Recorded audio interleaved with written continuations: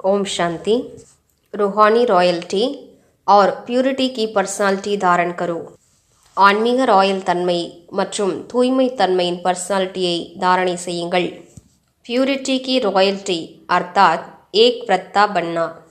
एक बाबा दूसरा ना कोई. इस ब्राह्मण जीवन में संपूर्ण पावन बनने के लिए एक व्रता का पाठ पक्का कर लो.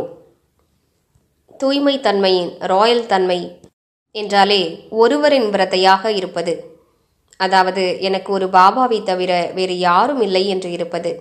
இந்த பிராமண வாழ்க்கையில் முழுவதும் தூய்மையாகுவதற்காக நான் அந்த ஒருவரின் விரதை என்ற பாடத்தை உறுதிப்படுத்திக் கொள்ளுங்கள். वृत्ति में शुभ भावना शुभ कामना हो. दृष्टि द्वारा हर एक को आत्मिक रूप में व फरिश्ता रूप में देखो. உள்ளுணர்வில் சுப பாவனைகள் சுப விருப்பங்கள் இருக்கட்டும்.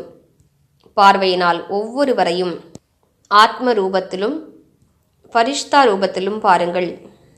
கரம் துவாரா ஹர் ஆத்மா கோ சுக் தோ और சுக் லோ. கர்மங்களின் மூலமாக ஒவ்வொரு ஆத்மாவிற்கும் சுகத்தை வழங்குங்கள் மற்றும் சுகத்தை பெற்றுக்கொள்ளுங்கள். कोई दुख दे, गाली दे, इंसल्ट करे तो आप सहनशील देवी सहनशील देव बन जाओ. உங்களுக்கு யார் துக்கம் கொடுத்தாலும் இன்சல்ட் செய்தாலும் நிந்தனை செய்தாலும் நீங்கள் சகிப்புத்தன்மையின் தேவியாகவும் சகிப்புத்தன்மையின் தேவனாகவும் ஆகிவிடுங்கள். ஓம் சாந்தி.